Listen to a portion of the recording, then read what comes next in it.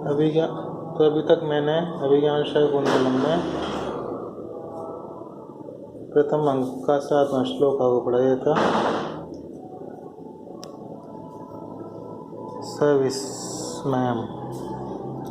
तो 7वें श्लोक में हिरण के भागने का स्वाभाविक वर्णन किया गया था और राजा कहता है सूर्य से कि हे सारथी, देखो ये हिरण आकाश में ज़्यादा और भूमि पर कम दौड़ रहा है। फिर राजा आश्चर्य के साथ कहता है कि तदेश कथम अनुपतत्ते में प्रयत्न प्रेक्षणीय संवृत्त है कि हे सारथी कि ये हिरण कैसे मतलब पीछा किया जाते हुए भी मतलब मुझे कठिनाई से दिखाई दे रहा है।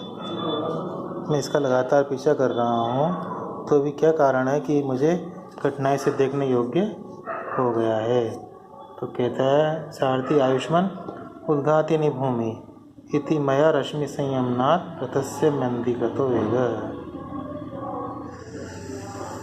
सारथी कहता है हे आयुष्मान, ये जो जमीन थी, ये जो भूमि थी वह ऊंची नीची थी, इसमें खड्डे पड़े हुए थे, इसलिए कहीं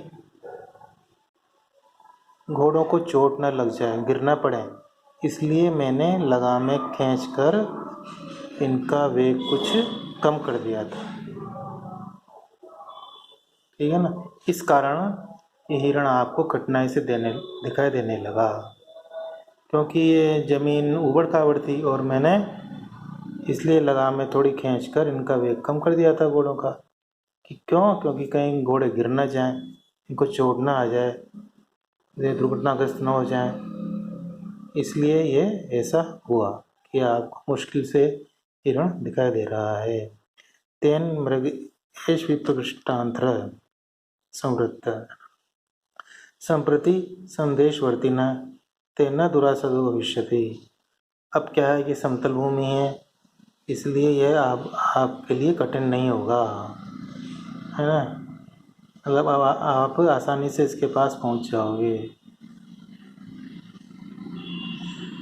राजा तेन ही मुच्यताम ईश्वर, तो ठीक है तुम लगामें छोड़ दो। सूत यद आज्ञा प्रति आयुष्मान, जैसी महाराज की आज्ञा। रथवेगम निरूप्य, तत्के वेग का निरूपण करके आयुष्मान पश्य मुक्तेषु रश्मिषु निरायत पूर्वकाया निष्कंप चामर्शिखा निवृत्तोद्कर्णा आत्मोद्धतैरपि रजोभिरलंघनीया धावन्त्यमि मृगजवा क्षमये वृत्यः। है ना। तो ये श्लोक है। तो इसमें 14 वर्ण है, वसंत तिल का छंद है। तो इस वाले श्लोक में अश्वों के भागने का स्वाभाविक वर्णन किया है कि अश्व मृगजवा अक्षमया इव धावन्ति। ये जो अश्व हैं या आपके अश्व हैं वो क्या है, मतलब मृगजवा अक्षमया एव, जवा का मतलब होता है वेग, हिरण के वेग को सहन नहीं करते हुए से दौड़े जा रहे हैं।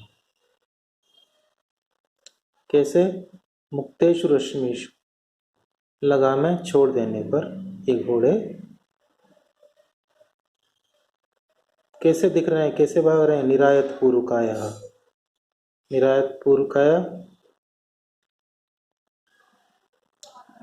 निरायत पूर्वकाया का मतलब होता है जिनका आगे का भाग फैला हुआ है। और निष्कंप चामर्शिका, जो इनकी चामर्शिका है ना, चामर्शिका का मतलब होता है कलंगी।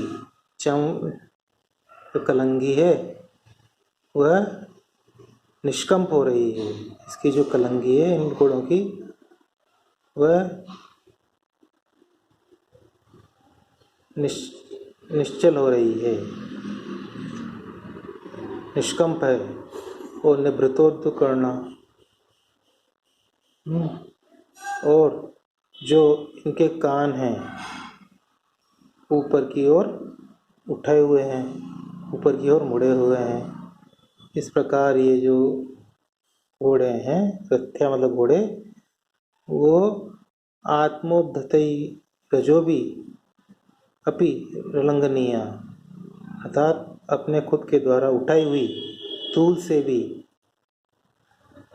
स्पर्श न हो करते हुए, अपने खुरों के द्वारा उठाई गई धूल का भी स्पर्श न करते हुए और अलंघनीय होकर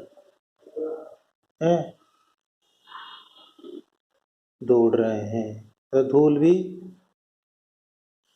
उन घोड़ों को स्पर्श नहीं कर पा रही है। प्रकार ये हिरण के वेग को सहन नहीं करते हुए से दौड़ रहे हैं।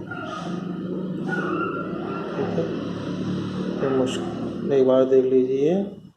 मुक्तेषु रश्मिषु लगामें छोड़ देने पर ये जो रथ्या मतलब है, ये घोड़े क्या निरायत पूर्वकाया, अपने अग्रभाग को फैलाए हुए से और निष्कंप चामर्शिका, जिनकी कलंगी ऊपर की ओर उठी हुई है। क्यों, जब घोड़ा तेज दौड़ता है उसका सिर एकदम सीधा होता है तो कलंगी एकदम निष्कंप रहती है।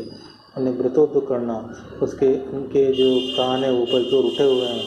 उत्तम कोटि के जो घोड़े होते हैं उनके कान हमेशा ऊपर की ओर उठे हुए होते हैं। तो इस प्रकार ये घोड़े अपने द्वारा उड़ाई हुई, अपने खुरों के द्वारा उड़ाई हुई धूल का भी स्पर्श न करते हुए और हिरण के वेग को सहन नहीं करते हुए से दौड़े जा रहे हैं।